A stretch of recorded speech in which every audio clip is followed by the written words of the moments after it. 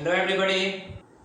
आज के शेड्यूल में जो टॉपिक पर हमें डिस्कशन करना है वो टॉपिक यहाँ पर अंडर हेडिंग है mention fundamental theorem of arithmetic. इस थ्योरम में एक इम्पोर्टेंट फैक्ट को एक्सप्लेन किया जाएगा। वो इम्पोर्टेंट फैक्ट क्या है, इस स्टेटमेंट को पढ़ के आप अंडरस्टैंड कर सकते हैं। Every composite number can be expressed as a product of prime factors irrespective of their orders। इसका स्टेटमेंट है कि किसी भी कंपोजिट नंबर को अगर फैक्टराइज कर सके आप प्राइम फैक्टर्स में तो वो प्राइम फैक्टर्स यूनिक होगा, भले ही उसका ऑर्डर चाहे कुछ भी हो। जी, किसी भी कंपोजिट नंबर को अगर आप प्राइम फैक्टर्स में फैक्टराइज करेंगे तो आप सेम फैक्टर्स को पाएंगे, भले ही उसका ऑर्डर डिफरेंट हो। इसी फैक्ट को इसमें स्टेट किया जा रहा है। अब सवाल ये है कि कंपोजिट नंबर किसको कहेंगे और प्राइम नंबर किसको कहेंगे।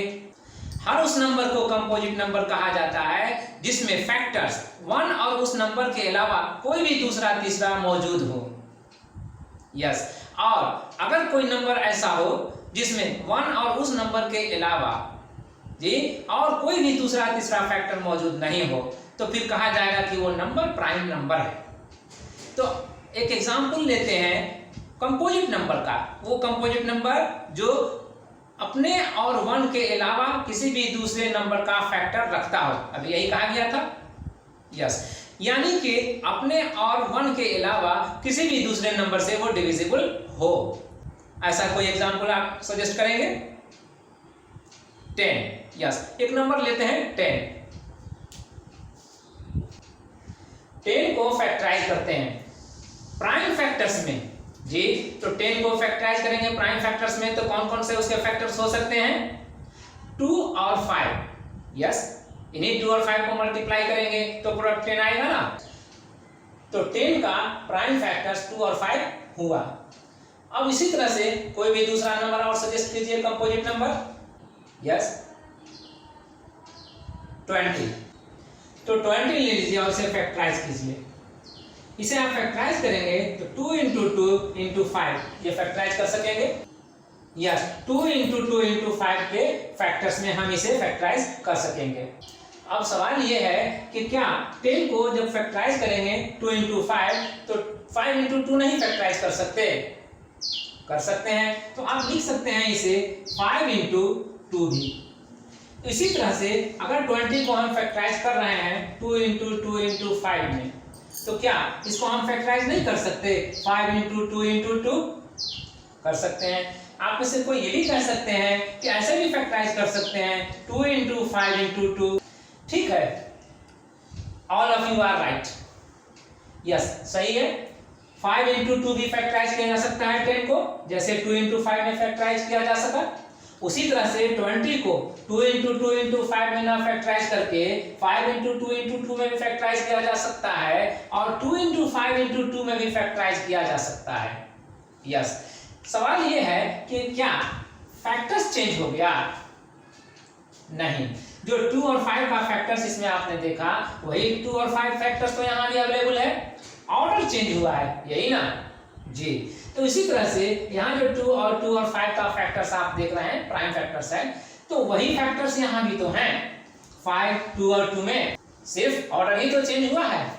यस, इसी तरह से 2 into 5 into 2 अगर हम लिख रहे हैं तो यहाँ भी प्राइम फैक्टर्स तो वही हैं, सिर्फ इनका भी ऑर्डर चेंज हुआ है। यस, तो यही फैक्ट है इस स्टेटमेंट का जिसे हम लोग कह रहे हैं फंडामेंटल थ्योरम ऑफ अर्थमेटिक का स्टेटमेंट। ये फंडामेंटल थ्योरम ऑफ अर्थमेटिक का जो स्टेटमेंट है अगर हम इस एग्जांपल से समझ गए तो अब आइए इसका एप्लीकेशन पर हम फोकस करते हैं। इसका एप्लीकेशन क्या है? तो इसका एप्लीकेशन तो पहला तो आप यही कह सकते हैं कि कोई भी कंपोजिट नंबर है कि नहीं है, कि कोई भी नंबर कंपोजिट नंबर है कि नहीं है इसे चेक कर सकते हैं। अगर किसी नंबर को आप प्राइम फैक्टर्स में फैक्टराइज कर सके तब तो वो कंपोजिट नंबर हो जाएगा। लेकिन अगर वो प्राइम फैक्टर्स में फैक्टराइज नहीं किया जा सका तब तो फिर वो कंपोजिट नहीं होगा। यस, नहीं होगा, क्योंकि जो नंबर प्राइम फैक्टर्स में फैक्टराइज नहीं किया जा सकता वो खुद ही प्राइम नंबर है। यस, यही फैक्ट है। तो पहले एप्लीकेशन में तो आप यही समझ लीजिए कि इसका हेल्प हम ले सकते हैं किसी नंबर को कंपोजिट नंबर जांचने में। और दूसरा एप्लीकेशन क्या होगा? तो इसका दूसरा एप्लीकेशन ये होगा कि दिए हुए नंबरों का HCF क्या है, LCM क्या है, ये भी फाइंड आउट कर सकते हैं इसके हेल्प से। और आप ये भी फाइंड आउट कर सकते हैं कि किसी भी नंबर को, कंपोजिट नंबर को ही सही, लेकिन किसी भी नंबर को अगर एक्सपोनेंशियल फॉर्म में रख दिया जाए तो फिर वो एक्सपोनेंशियल फॉर्म का एंड किसी पर्टिकुलर डिजिट से होगा या नहीं होगा, ये भी आप जांच कर सकते हैं, एग्जामिन कर सकते हैं। तो हम इन तीनों फैक्ट को एक एग्जाम्पल की मदद से एक्सप्लेन करते हैं और उसे जस्टिफाई करते हैं। यह रहा एग्जाम्पल 1। इस एग्जाम्पल 1 में 3 पार्ट्स हैं। इन तीनों पार्ट को हम लोग एक्सप्लेन करके ये जस्टिफाई करने की कोशिश करेंगे कि जो कुछ भी फंडामेंटल थ्योरम ऑफ अरिथमेटिक में स्टेट किया जा रहा है वो करेक्ट है। तो सबसे पहले पार्ट 1 को हम लोग टेकअप करते हैं। इसमें क्या है? Examine whether 273 is composite number. क्या जांचने को कहा जा रहा है? जांचने को कहा जा रहा है कि जो नंबर 273 लिया गया है वो कंपोजिट नंबर है कि नहीं है। तो अब ये कैसे पता चलेगा कि ये कंपोजिट नंबर है या नहीं है? इसके लिए हम इसे फैक्टराइज करेंगे। फैक्टराइज कीजिए।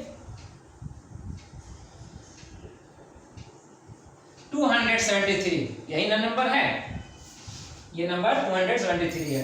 तो 273 को अब यहाँ पर फैक्टराइज करने के लिए आप सबसे कम नंबर लीजिए प्राइम फैक्टर्स।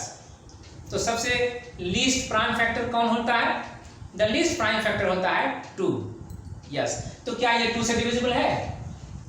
नो। हर वो नंबर जिसका यूनिट डिजिट 2 से डिविजिबल होगा सिर्फ वही डिविजिबल होगा 2 से। लेकिन यहाँ पर क्या है? 3 है। 3 2 से डिविजिबल है? नहीं। यहाँ पर 3 2 से डिविजिबल नहीं है, इसलिए ये कंप्लीट नंबर भी 2 से डिविजिबल नहीं होगा। तो फिर इसमें 2 का फैक्टर नहीं है। तो फिर अब अगला नंबर लेते हैं 3, प्राइम फैक्टर 3 को हम लेते हैं। तो 3 से ये डिविजिबल है? यस, 3 से ये डिविजिबल है। 3 9 जा 27 और 3 1 जा 3। तो ये 91 टाइम्स में कैंसिल हो रहा है कंप्लीटली। तो अब आप यहाँ पर 3 लिखिए और यहाँ पर 91 लिखिए। क्या 91 भी डिविजिबल होगा किसी नंबर से? यस, अगर आपको टेबल याद है तो आप जान सकेंगे कि 13 7 जा 91 होता है।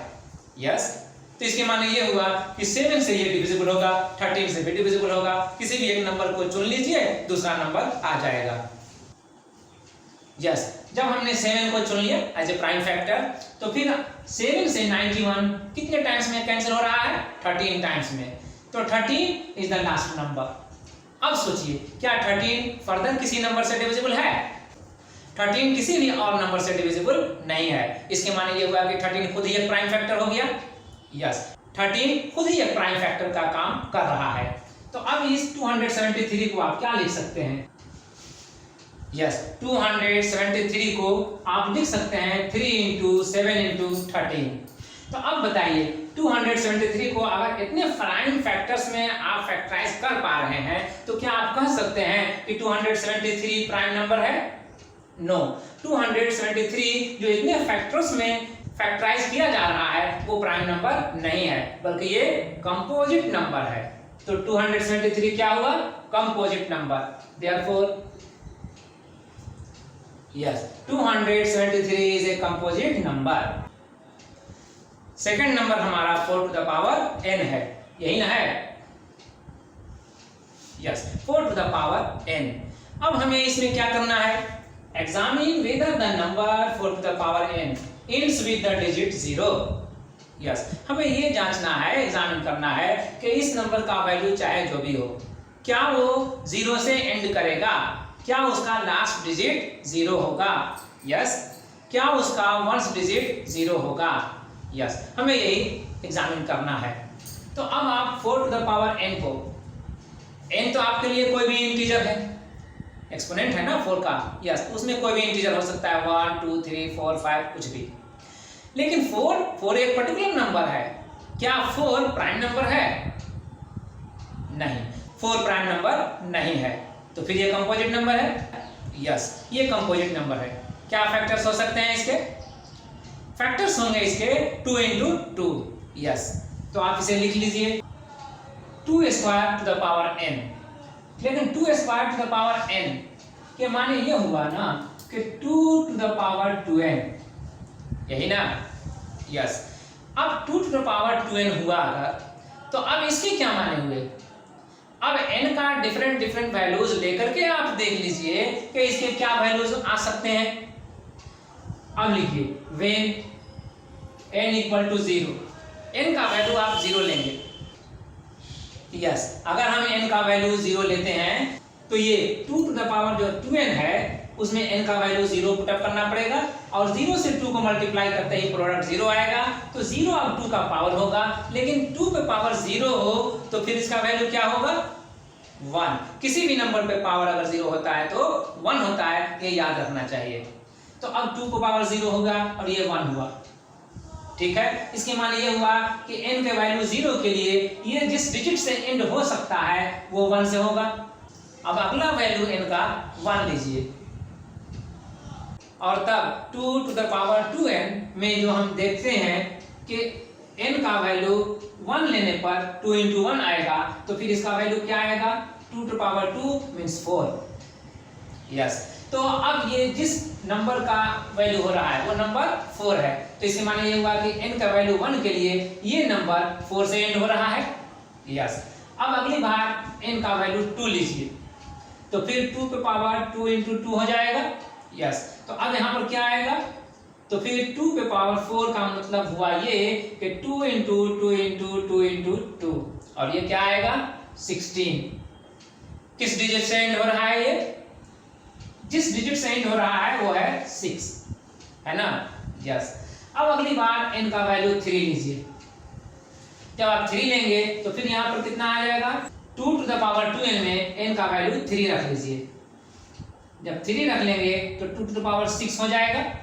यस, तो 2 टू द पावर 6 होने पर अब इसका वैल्यू क्या हो सकता है? 4 टाइम्स को आपने मल्टीप्लाई किया तो 16 आया, है ना? तो फिर 1 टाइम्स और 2 से मल्टीप्लाई कीजिए, 16 टू जा 32, तो फिर 1 टाइम्स और मल्टीप्लाई कीजिए 2 से, 32 टू जा 64, तो ये आया 64। अब इसका एंडिंग किस डिजिट से हो रहा है? 4 से। यस, ये है 4 यूनिट डिजिट। यस, तो अब n का वैल्यू जब लिया जा रहा है 3 तो एंड हो रहा है 4 से। यस, अगली बार n का वैल्यू 4 ले लीजिए, तो जब अगली बार n का वैल्यू 4 ले लीजिएगा तब क्या होगा? तो फिर n का वैल्यू 4 लेने पे 2 पे पावर जो 2n है इसमें आप 2 पे पावर 4 कीजिए, और फिर अब देखिए कितना आ रहा है? 4 टू जा 8, यही ना? यस, तो 4 टू जा 8 है, तो 4 टू जा 8 के माने ये हुआ कि अब जितना वैल्यू 6 टाइम्स पर आया था उसको फर्दर 2 टाइम्स और 2 से मल्टीप्लाई करें। अगर 1 मोर टाइम्स 2 से मल्टीप्लाई से करते हैं तो कितना आ जाएगा? 64 टू जा 128, और फिर उस 128 को 2 से फर्दर मल्टीप्लाई करेंगे तो कितना आ जाएगा? 256, तो ये आया 256। अब ये नंबर किस डिजिट से एंड हो रहा है? 6 से ना? यस, तो अब आप देख लीजिए जो भी हमारे पास पैटर्न आ रहा है इसमें आया था 1, और इस कब आया था? जब n का वैल्यू 0 लिया था तब। अब इसके बाद जो भी नंबर हमें यूनिट डिजिट पर मिल रहा है उसमें ये था 4, ये था 6, और ये था 4, और फिर ये हुआ 6, मतलब 4 6 4 6 का रिपीटिशन हो रहा है।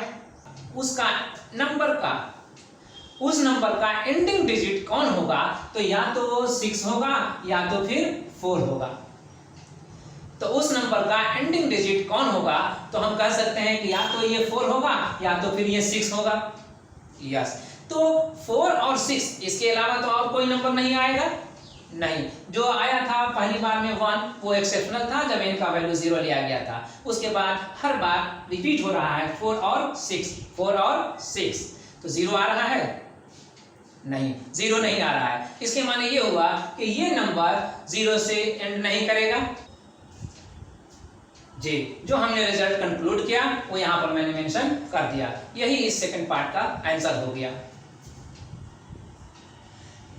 तो फंडामेंटल थ्योरम ऑफ अरिथमेटिक को हम इसे एग्जामिन करने में भी किस तरह अप्लाई किए आपने देख लिया।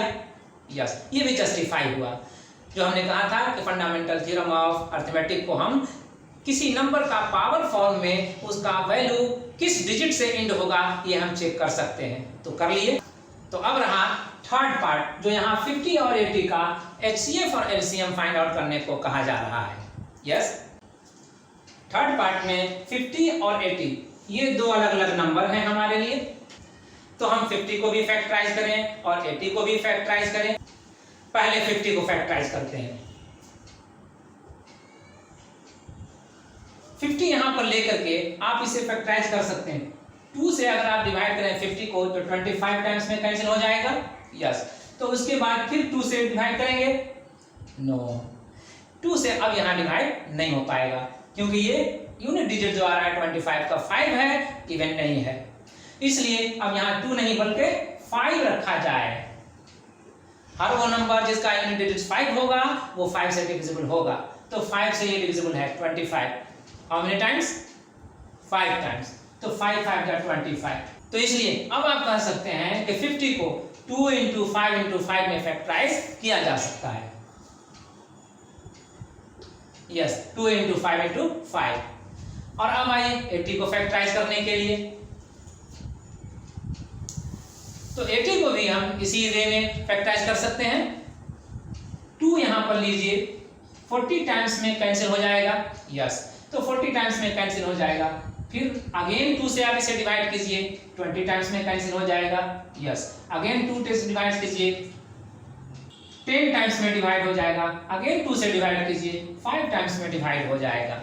तो अब हम कह सकते हैं कि 80 का प्राइम फैक्टर्स 2 2 2 2 और 5 हुआ। इसलिए 80 का factorisation 2 into 2 into 2 into 2 into 5 में हो सकता है। अब देखिए 50 और 80 ये दोनों को फैक्टराइज किया जा सका, कंपोजिट नंबर निकले। तो अब हमें किसका आंसर करना है? हमें आंसर करना है कि 50 और 80 का HCF फाइंड आउट करें और 50 और 80 का ही LCM फाइंड आउट करें। तो पहले हम HCF फाइंड आउट करते हैं। यस, HCF कहते किसको हैं कि वो मैक्सिमम नंबर जो दिए हुए नंबरों को कंप्लीटली डिवाइड कर दे, वो HCF होगा। यस, तो फिर यहां पर अब देखा जाए कि यहां पर वो कौन सा मैक्सिमम नंबर है जो दोनों नंबरों को 50 और 80 दोनों को डिवाइड कर दे रहा है कंप्लीटली। अब यहां पर देखा जाए कि 50 और 80 को वो कौन सा मैक्सिमम नंबर है जो कंप्लीटली डिवाइड कर दे रहा है। इसके लिए आप देख लीजिए कि 2 यहां और यहां दोनों जगहों पर मौजूद है। यस, तो 2 कॉमन फैक्टर होगा। वंस अगेन अब देखिए कि कौन सा फैक्टर फिर इसमें कॉमनली अवेलेबल है।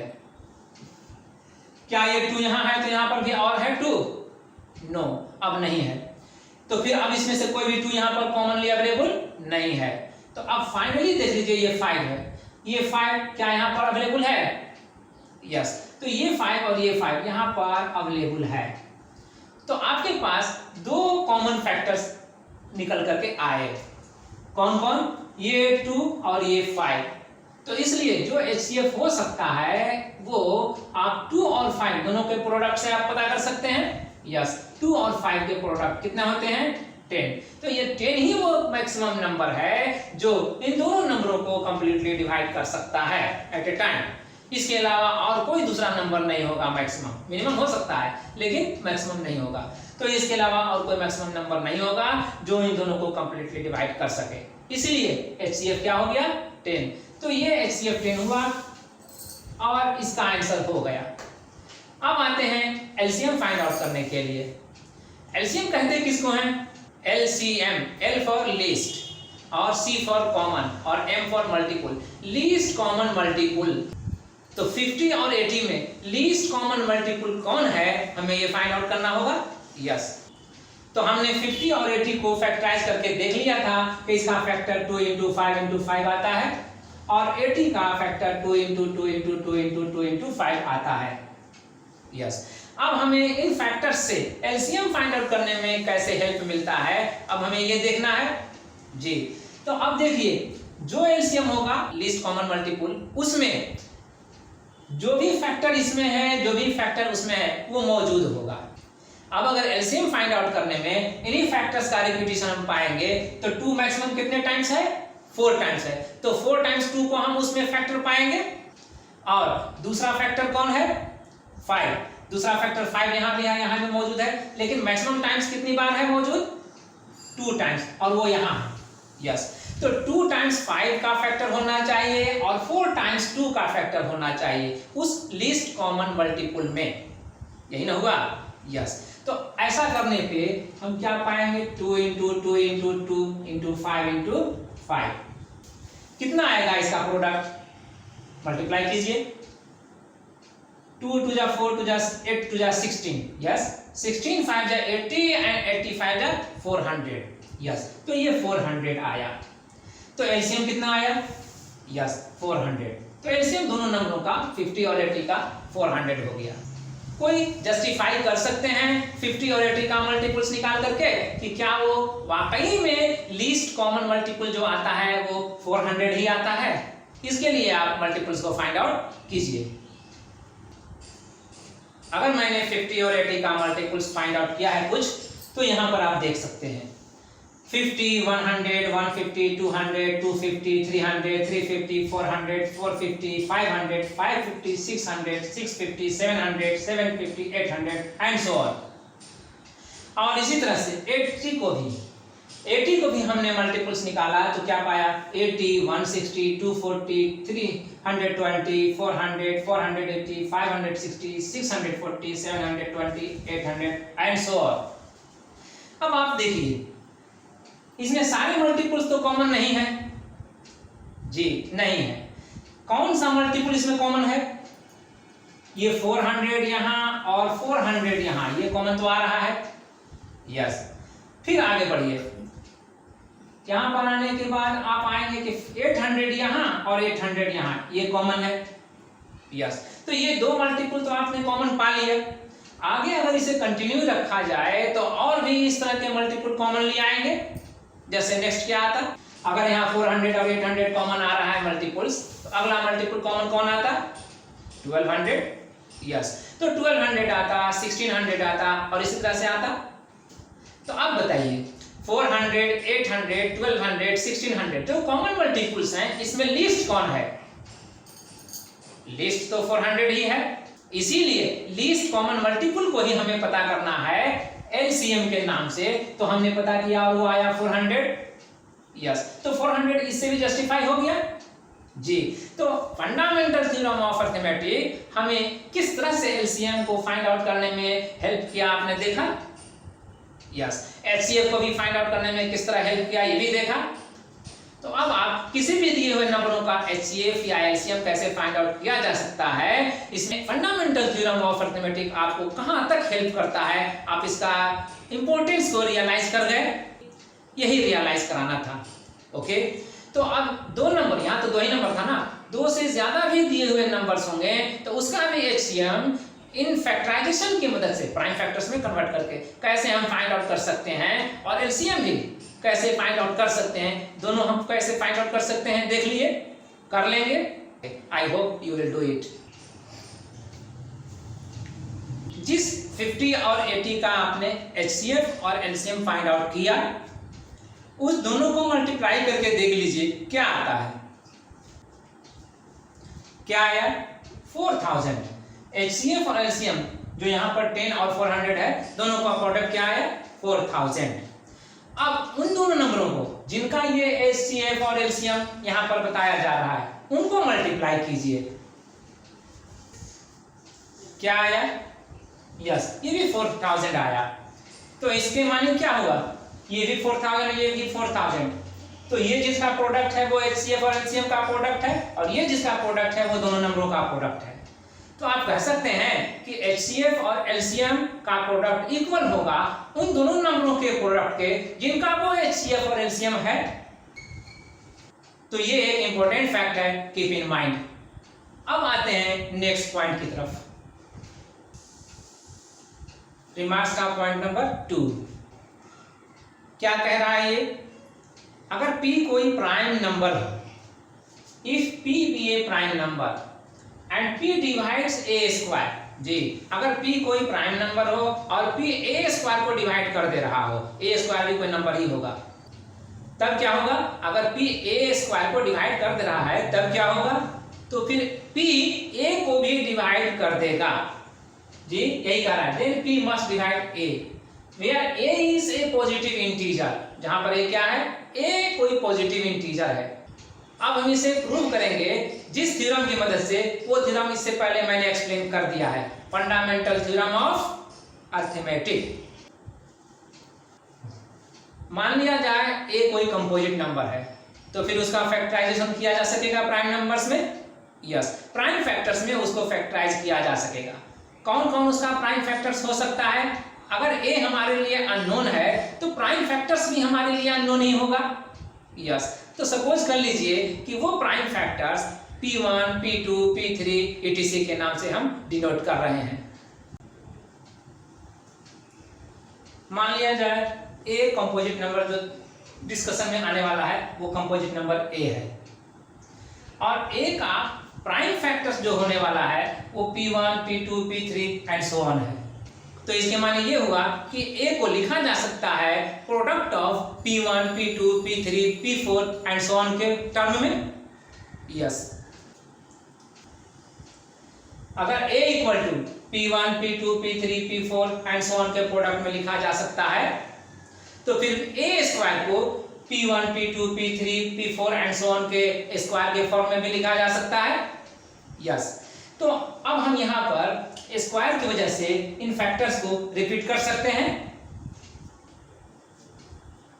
यस, जो हम यहाँ a square equal to p1, p2, p3, p4 and so on का स्क्वायर दिखला रहे हैं, इसे हम यहाँ पर रिपीट किया है, p1, p2, p3, p4 and so on को रिपीट किया है मल्टीप्लाई करने के लिए p1, p2, p3, p4 and so on के प्रोडक्ट से। चूंकि p1, p2, p3, p4 and so on a square के फैक्टर्स हैं, इसलिए a स्क्वायर इसमें से किसी भी नंबर से डिवाइड हो जाएगा। यस, इसमें किसी भी नंबर से वो डिवाइड हो जाएगा। लेकिन यहाँ पर जो स्टेट किया जा रहा है वो स्टेट किया जा रहा है ये कि p be a prime number and p divides a square, p a square को डिवाइड कर देता है। तो इसके माने ये हुआ कि जो a square p1, p2, p3, p4 से डिवाइड हो रहा है वही a स्क्वायर p से भी डिवाइड हो रहा है। यस, तो p भी a स्क्वायर का फैक्टर होगा। यस, तो अब हम यहाँ पर मेंशन कर लेते हैं इन दोनों फैक्ट्स को। जिस फैक्ट को यहाँ पर एक्सप्रेस किया जा रहा है वो यहाँ पर मेंशन कर दिया। Thus, any one of p1, p2, p3, p4 and so on divides a square. Okay? Yes. अब अकॉर्डिंग टू क्वेश्चन जो भी यहाँ पर है कि p divides a square, वो यहाँ पर हम मेंशन कर दे रहे हैं। According to question p divides a square, इसके माने क्या हुआ? इसके माने ये हुआ कि जो हम यहाँ पर क्लेम कर रहे हैं कि p1, p2, p3, p4 divide कर रहा है a स्क्वायर को, और यहाँ पर क्लेम कर रहा है क्वेश्चन कि p divides a square, p divide कर रहा है a स्क्वायर को, तो फिर हम ये कह रहे हैं ना कि p1, p2, p3, p4 ये सब जो है वो प्राइम फैक्टर्स हैं, तो p भी प्राइम फैक्टर होगा। यस, p भी प्राइम फैक्टर होगा। किसका? a स्क्वायर का। अगर p भी प्राइम फैक्टर हुआ a स्क्वायर का, तो फंडामेंटल थ्योरम ऑफ अरिथमेटिक क्या कहता है कि किसी भी कंपोजिट नंबर को आप अगर प्राइम फैक्टर्स में फैक्टराइज कर रहे हैं तो वो प्राइम फैक्टर्स रिपीट होगा, सेम टू सेम होगा, भले ही उसका ऑर्डर चाहे जो भी हो। तो फिर हम फंडामेंटल थ्योरम ऑफ अरिथमेटिक के अकॉर्डिंग कह सकते हैं कि p जरूर ही चाहे तो p1 होगा, चाहे तो p2 होगा, चाहे तो p3 होगा, यानी जो भी यहाँ पर प्राइम फैक्टर्स है उसी में से कोई एक होगा। यस, अगर p p1 के बराबर हो रहा है, या p p2 के बराबर हो रहा है, या p p3 के बराबर हो रहा है, तो p या तो p1 है, या p2 है, या p3 है, या इसी तरह से आगे जो भी है उसके बराबर है, तभी ये जाकर के a स्क्वायर को डिवाइड करेगा। तो फिर p a को भी डिवाइड कर देगा। अब हमें ये देखना है, जब यहाँ पर कंक्लूड कर चुके कि p p1, p2, p3, p4 and so on में से ही कोई एक है, तो अगर हम p से रिप्लेस करें p1 को तब क्या आएगा? अगर हम p1 को रिप्लेस करते हैं p से तो फिर हमें ये फॉर्म आएगा a के लिए। यस, तो p into p2, p3, p4 का प्रोडक्ट होगा a।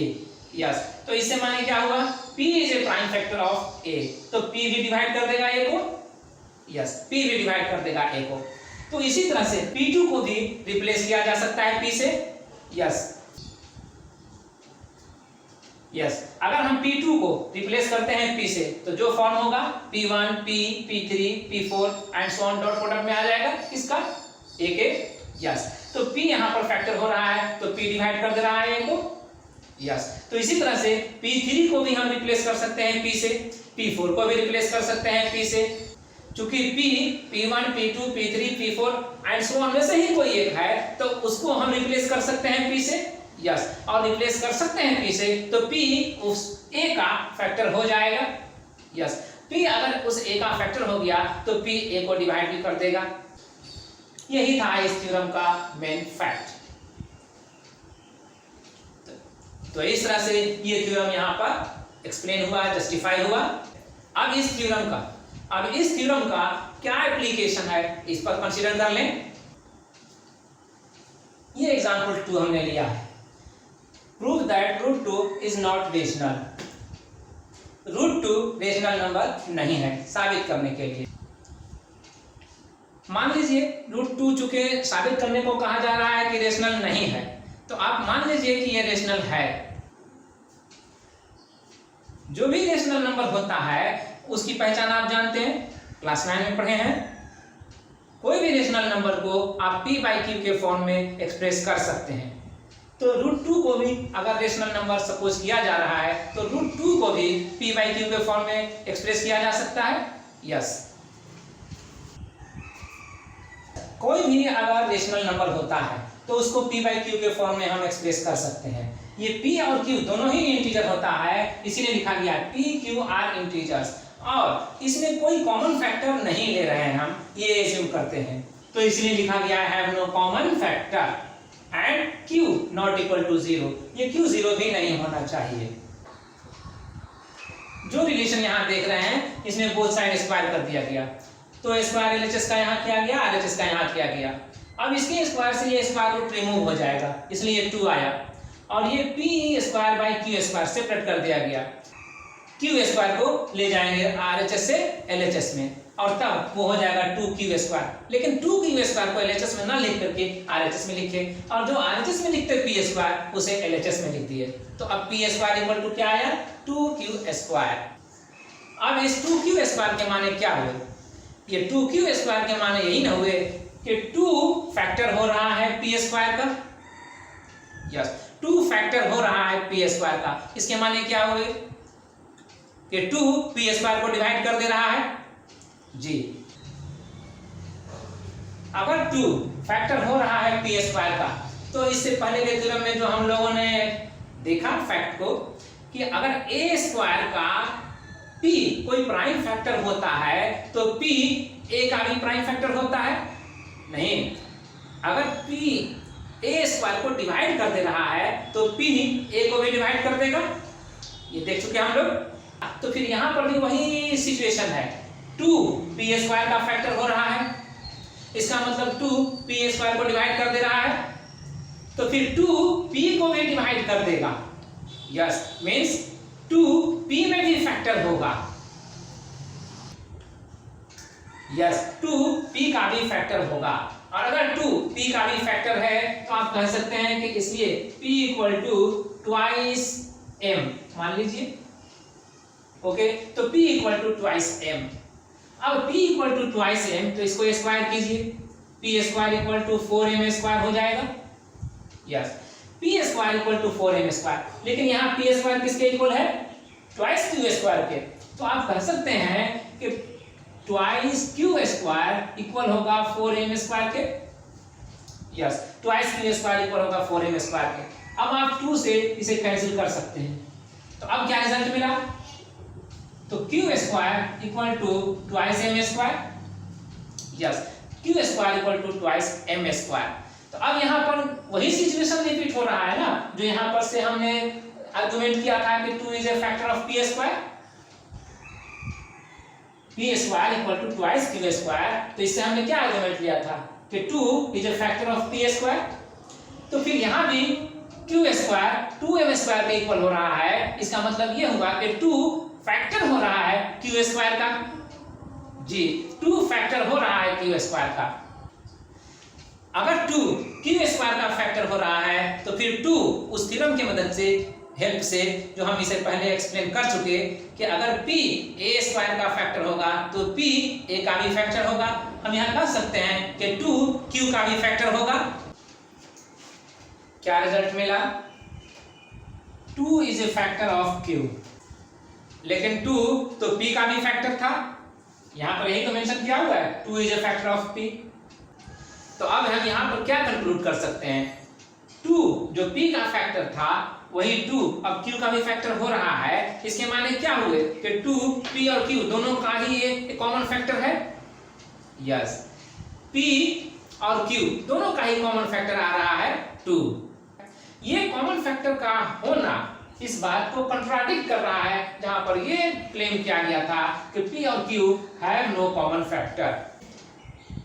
ये जो कंट्राडिक्टरी सिचुएशन आ रहा है वो सिर्फ इसी वजह से आ रहा है कि हमने एज्यूम कर लिया था कि √2 रेशनल नंबर है।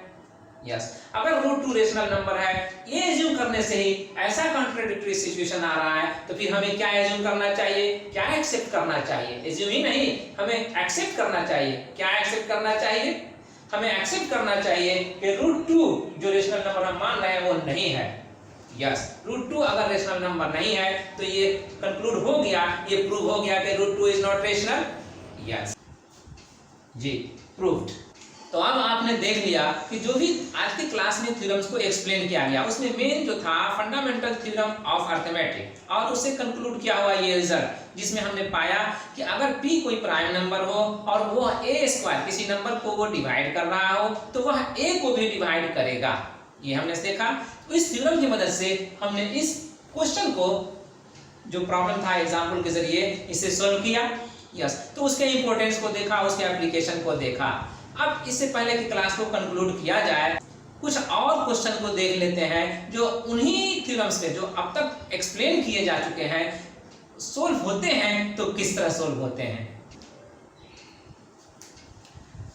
इस एग्जांपल में, एग्जांपल नंबर 3 में ये 5 क्वेश्चंस हैं, पार्ट्स हैं, जिसे हमें डिसाइड करना है। क्या डिसाइड करना है कि इनमें से कौन रेशनल नंबर डेसिमल टर्मिनेटिंग है और कौन रेशनल नंबर डेसिमल टर्मिनेटिंग नहीं है। यही कहा जा रहा है इसमें, without actual performing the long division. जी, आप डिवीजन के प्रोसेस को परफॉर्म नहीं कीजिए, डिवाइड करके आप मत देखिए बिना देखे हुए। State whether the following rational numbers will have a terminating decimal expansion। जी, बिना डिवीजन किए हुए, एक्चुअल डिवीजन बिना किए हुए आप ये बताइए कि कौन रेशनल नंबर इसमें टर्मिनेटिंग डेसिमल एक्सपांशन है और या कौन इसमें non terminating repeating decimal expansion है। यस, तो अब हम इसमें इसका आंसर किस तरह करेंगे, इसको किस तरह रिप्लाई करेंगे? इसका आंसर करने के लिए हमें वही थ्योरम्स काम आएगा, वही थ्योरम हेल्प करेगा जिससे हमने इससे पहले एक्सप्लेन किया है, और वो था fundamental theorem of arithmetic. Yes, fundamental theorem of arithmetic. किस तरह से ये थ्योरम हमें हेल्प करता है?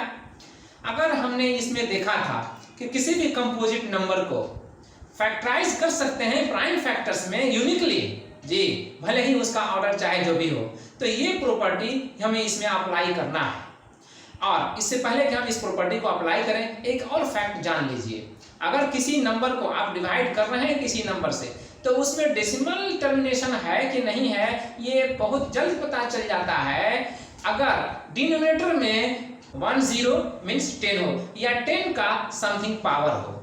जी, 10 का कुछ भी पावर होगा, 1 2 3 4 5, अगर सिर्फ उतना ही तक रहता है तो न्यूमरेटर को वो डेसिमली टर्मिनेट कर देता है। एग्जाम्पल के लिए यहाँ 13/125 है, इसको छोड़िए 13/10 लेते हैं, तो डिनोमिनेटर इसका 10 है। यस, डिनोमिनेटर 10 है, तो इस 10 की वजह से अगर हम इसे डेसिमल टर्मिनेट करना चाहें तो किस तरह करेंगे? आप देख लीजिए, 0 है, 1 सिंगल 0 है, तो आप सिंगल 0 को रिमूव करेंगे तो यहाँ से राइट साइड से 1 डिजिट काउंट करेंगे, 1 0 है, 1 डिजिट काउंट करेंगे और डेसिमल देंगे, तो अब क्या हो जाएगा 1.3 3, यस 1.3। अब ये टर्मिनेट हो गया, अब डिवीजन नहीं आएगा। आप अगर जस्टिफाई करना चाहते हो तो डिवाइड करके देख लीजिए, 13 यहाँ रखिए और 10 यहाँ रखिए और अब डिवाइड कीजिए, 10 1 जा 10, 1 टाइम्स जाएगा, ये 3 आएगा। अब ये कम हो गया, 10 से लेस हो गया। अब यहाँ पर डेसिमल देकर के यहाँ 0 आउटपुट कर सकते हैं, यस 10 3 जा 30, तो 3 टाइम्स में ये अब आ रहा है जो कैंसिल हो जा रहा है। अब रिमाइंडर नहीं रहा, तो नहीं रहा तो अब डिवीजन का प्रोसेस भी अब नहीं चलेगा, अब कंप्लीट हो गया। तो 1.3 आया है जो ये बता रहा है कि डेसिमली टर्मिनेट हो गया ये। तो अब ये काम बिना एक्चुअल डिवीजन किए हुए हम यहाँ कर सकते हैं कि एक 0 है, इस 0 को हर तरफ रिमूव करेंगे तो राइट साइड से डिजिट काउंट करके लेफ्ट साइड की तरफ जाएंगे और डेसिमल पुट करेंगे। 1 0 है तो 1 डिजिट काउंट करेंगे और यहाँ पर आकर के डेसिमल पुट करेंगे। अगर मान लीजिए कि 13/100 होता जी, तो यहाँ 2 0 है, अगर यहाँ 2 0 है तो 2 0 को रिमूव करना पड़ेगा। 2 0 रिमूव करने पर यहाँ से राइट साइड से 2 डिजिट काउंट कीजिए, 1 2 और 1 2 काउंट करने के बाद यहाँ आ रहे हैं तो यहीं पर आप डेसिमल दीजिए, तब लिखिए 0.13। यस, राइट साइड से लेफ्ट साइड में जाने पर अब लेफ्ट साइड में कोई डिजिट नहीं है तो यहाँ पर 0 मेंशन कर देंगे। अब 0.13 ये डेसिमली टर्मिनेट हो गया। अंडरस्टैंड? चलिए, अगर ये आया तो अब इसमें हम इससे आगे प्रोसीड करके कंक्लूड करते हैं कि 10 जो आ रहा है, 10 खुद ही फैक्टराइज किया जा सकता है 2 into 5 के फैक्टर्स में। यस, 10 को 2 और 5 के फैक्टर्स में फैक्टराइज कर सकते हैं। तो जहां कहीं भी 10 होगा वहां पर डेसिमल टर्मिनेट होगा, जहां कहीं भी 10 का पावर होगा, जैसे यहाँ 100 आया था तो 100 को भी फैक्टराइज करेंगे तो 100 का फैक्टराइजेशन भी इन्हीं 2 और 5 के फैक्टर्स में कंक्लूड होगा। यस, तो अब 10 हो या 100 हो या 1000 हो, जो भी हो वो 2 और 5 के फैक्टर्स में ही कंक्लूड होगा।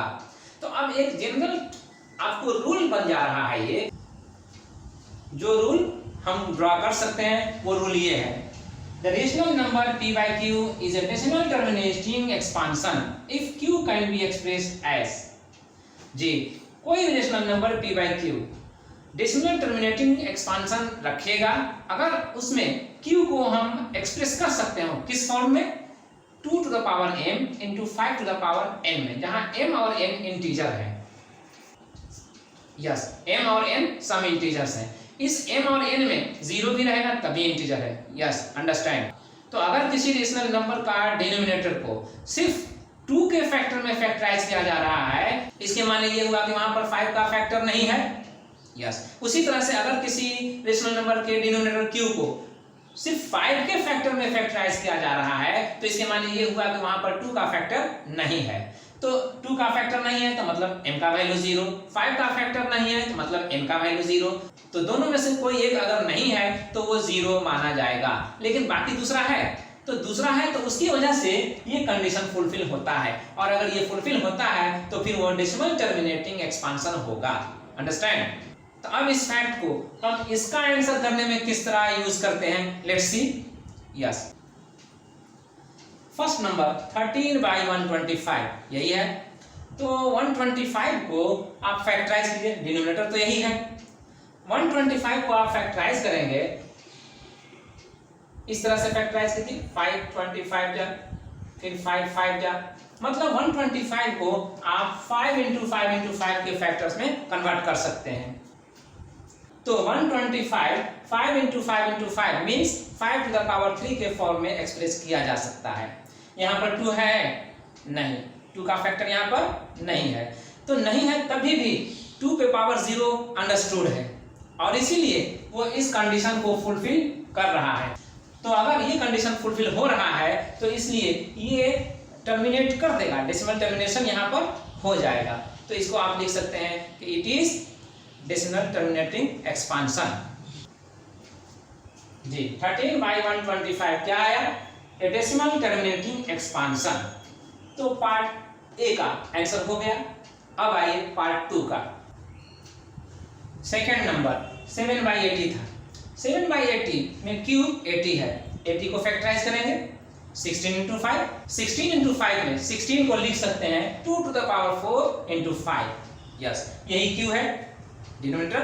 तो अब क्यू को 2 to the power 4 into 5 अगर शो कर रहे हैं तो ये 2 to the power m into 5 to the power n में एक्सप्रेस किया जा रहा है। और इसीलिए ये नंबर भी डेसिमल टर्मिनेटिंग एक्सपांशन को शो करेगा। यस, तो डेसिमल टर्मिनेटिंग एक्सपांशन को ये नंबर शो करेगा। तो इस तरह से इसका आंसर भी हो गया। अब ये इस नंबर को लेकर देखा जाए। थर्ड नंबर 29/343 है, तो डिनोमिनेटर इसका 343 है। अब इसी को फैक्टराइज करना होगा और इस फॉर्म में ये आता है कि नहीं आता है हमें देखना होगा। यस, तो 343 को आप फैक्टराइज कीजिए प्राइम फैक्टर्स में। यस, सबसे पहले 2 लेते हैं। 2 से ये डिविजिबल नहीं है क्योंकि इसका 1 डिजिट यूनिट 3 है, तो यूनिट डिजिट 3 है इसलिए 2 से डिविजिबल नहीं है, तो 2 का फैक्टर इसमें नहीं मिलेगा। 3 का फैक्टर मिलेगा, 3 का फैक्टर मिलेगा या नहीं मिलेगा। 3 के लिए डिविजिबिलिटी का टेस्ट है, टेस्ट ऑफ डिविजिबिलिटी। ये उस नंबर में जो डिजिट्स होते हैं उसके सम को 3 से डिवाइड करके देखा जाएगा। अगर उसका सम, डिजिट का सम 3 से डिवाइड हो जाता है तो वो नंबर भी 3 से डिविजिबल होगा और तब उसमें हम कह सकते हैं कि फैक्टर 3 उसमें मौजूद होगा। तो अब यहाँ पर देखिए 3, 4 और 3, 3, 3, 6 और 4, 10। 10 जो होता है सम ऑफ डिजिट हो रहा है, सम ऑफ डिजिट 10 अगर हो रहा है तो 10 तो 3 से डिविजिबल नहीं है। 10 3 से डिविजिबल नहीं है तो 3 का फैक्टर इसमें नहीं मिलेगा। तो आइए 4 के मल्टीपल्स में भी यूनिट डिजिट 3 रखने वाला मल्टीपल्स नहीं आता है, तो 4 से भी डिविजिबल नहीं होगा। यस, ऐसे भी तो 4 से डिविजिबल होने का टेस्ट ऑफ डिविजिबिलिटी ये है कि जिस नंबर का लास्ट 2 डिजिट, 10th प्लेस वाला डिजिट और 1st प्लेस वाला डिजिट, ये दोनों डिजिट अगर 4 से डिविजिबल है तो वो पूरा नंबर भी डिविजिबल होगा। यहाँ पर 43 है दोनों डिजिट, तो 43 4 से डिविजिबल है नहीं, 43 4 से डिविजिबल नहीं है, इसलिए ये नंबर भी 4 से डिविजिबल नहीं होगा। तो 5 से तो ऐसे भी नहीं होगा क्योंकि 5 से सिर्फ वही नंबर डिविजिबल होता है जिसका यूनिट डिजिट या तो 0 हो या तो 5 हो। यस, तो ये ना तो 0 है और ना ही 5 है, इसलिए 5 से भी डिविजिबल नहीं होगा। तो 6 से भी नहीं होगा क्योंकि अगर किसी नंबर को आप 2 और 3 दोनों से डिवाइड कर दे रहे हैं तभी जाकर के वो 6 से डिविजिबल होगा। तो यहाँ पर ना तो ये 2 से डिविजिबल हो रहा है और ना ही 3 से, तो फिर ये इससे भी डिविजिबल नहीं है, 6 से भी नहीं है। यस, तो अगर 6 से भी डिविजिबल नहीं है तो फिर 7 से आकर चेक करते हैं। 7 से आकर देखिए, तो 7 से टेस्ट करने में हम इसे जब डिवाइड करते हैं तो 7 4 28, 4 टाइम्स जाएगा ये। यस, और 6 इसमें रिमाइंडर रह जाएगा, 34 - 28 6 आएगा, 6 के साथ 3 लेंगे तो 63 हो जाएगा। 7 9 63 होता है। यस, तो ये 7 से डिविजिबल है, तो अब 7 से आप इसे डिवाइड कीजिए। 7 से डिवाइड करने पे 343 को 49 टाइम्स में डिवाइड पा रहे हैं, तो अब 49 को फिर से 7 से डिवाइड किया जा सकता है। यस, तो अब फाइनली यहाँ पर आ गए जहां पर लग रहा है कि अब फर्दर डिवीजन नहीं है पॉसिबल। यस, तो अब यहाँ पर 343 को फैक्टराइज कर सकते हैं जिन फैक्टर्स में, वो 7 7 और ये 7, ये तीनों 7 ही आ रहा है, इसी में फैक्टर कर सकते हैं। तो हम इसके डिनोमिनेटर को अब 7 to the power 3 में शो कर सकते हैं। यस, अब 7 to the power 3 आ तो गया, लेकिन 7 to the power 3 क्या इस कंडीशन को फुलफिल कर रहा है?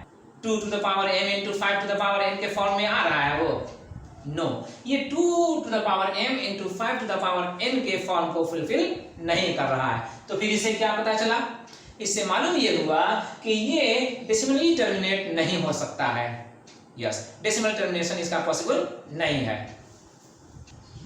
यस, हम जब कंक्लूड कर रहे हैं तो यही कंक्लूड कर रहे हैं कि अगर 7 to the power 3 है डिनोमिनेटर, तो फिर अब इसका डिवीजन जब किया जाएगा एक्चुअली तो डेसिमल टर्मिनेशन नहीं आएगा, और डेसिमल टर्मिनेशन नहीं आएगा तो फिर डिजिट्स क्या होंगे? रिपीट होंगे। तो इसीलिए यहाँ पर कंक्लूड किया जा रहा है a non terminating repeating decimal expansion. Yes, तो इसका ये आंसर होगा। तो पार्ट 3 का भी आंसर हो चुका। अब आते हैं पार्ट 4 पर। ये पार्ट 4 का नंबर है 64/455। तो क्यों यहाँ पर 455 है डिनोमिनेटर, और इसलिए अब इसे हम फैक्टराइज करेंगे। 455 में यूनिट डिजिट 5 है और इसलिए 5 से डिविजिबल है। 5 9 45 और 5 1 5, और अगेन 91 आया, 91 7 से डिविजिबल है। 7 1 7 और 2 और 1 21, 7 3 21, 3 टाइम्स, 13 टाइम्स में ये डिविजिबल हुआ। तो अब 455 को जब हम फैक्टराइज करेंगे तो क्या पाएंगे? 5 into 7 into 13, yes 5 into 7 into 13। अगर ये 5 into 7 into 13 का फॉर्म आ रहा है तो क्या ये इस फॉर्म को फुलफिल कर रहा है? नो इसमें सिर्फ 2 और 5 का ही फैक्टर आना चाहिए, चाहे 2 जितनी बार आए 5 भी जितनी बार आए, ओनली 2 और 5 का ही फैक्टर चाहिए। और इसमें क्या आ रहा है? 5 तो आ रहा है लेकिन इसके साथ ही साथ 7 भी आ रहा है और 13 भी आ रहा है। तो अब इन दोनों की वजह से ये डेसिमल टर्मिनेशन नहीं हो पाएगा। तो अब इसका भी आंसर क्या होगा? इसका भी आंसर वही होगा जो इस पार्ट थर्ड का हुआ था, मतलब a non terminating decimal repeating expansion. Yes ये भी वही आंसर लाएगा जो इससे पहले वाला नंबर ला चुका था। तो इसका भी काम फिनिश हो गया। तो अब हमारे पास 1, 2, 3 और 4 के कंप्लीट होने के बाद लास्ट वन बच रहा है 129/2 to the power 2 into 5 to the power 7 into 7 to the power 5 का, यही ना? 2 to the power 2 into 5 to the power 7 into 7 to the power 5, ये जो भी है वो हमें इंडिकेट कर दे रहा है कि इस कंडीशन को वो फुलफिल करने में फेल हो रहा है। यहाँ पर 2 और 5 ही का फैक्टर्स डिमांड कर रहा है, जबकि यहाँ पर 2 और 5 के फैक्टर्स के अलावा 7 का फैक्टर्स भी अवेलेबल है। और इस वजह से 7 के होने की वजह से डेसिमली टर्मिनेशन नहीं हो पाएगा। तो इसका भी आंसर वही होगा जो 4 का हुआ था। Yes a non terminating repeating decimal expansion. तो अब इसे बनाने की जरूरत है नहीं, ये ऑलरेडी फैक्टराइज है, इसलिए इसको अब बनाने की जरूरत नहीं है। यहाँ पर डायरेक्ट इंडिकेट कर दे रहे हैं yes a non terminating repeating decimal expansion. तो अब आपने देख लिया कि किसी डेसिमल नंबर को हम किस तरह से डिसाइड कर सकते हैं विदाउट एक्चुअल डिवीजन के कि वो डेसिमल के बाद टर्मिनेटिंग है या नॉन टर्मिनेटिंग है। यस आपने समझ लिया। आज के क्लास में जो पॉइंट्स को डिस्कस किया गया वो आपके लिए कितना यूजफुल है ये आप तभी आप जान पाएंगे जब आप अपने बुक से एक्सरसाइज को वर्कआउट करेंगे। तो अब रिमेनिंग वर्क आपके ऊपर छोड़ दिया जाता है। अगर कहीं पर कोई प्रॉब्लम होता है देन कॉन्टैक्ट मी।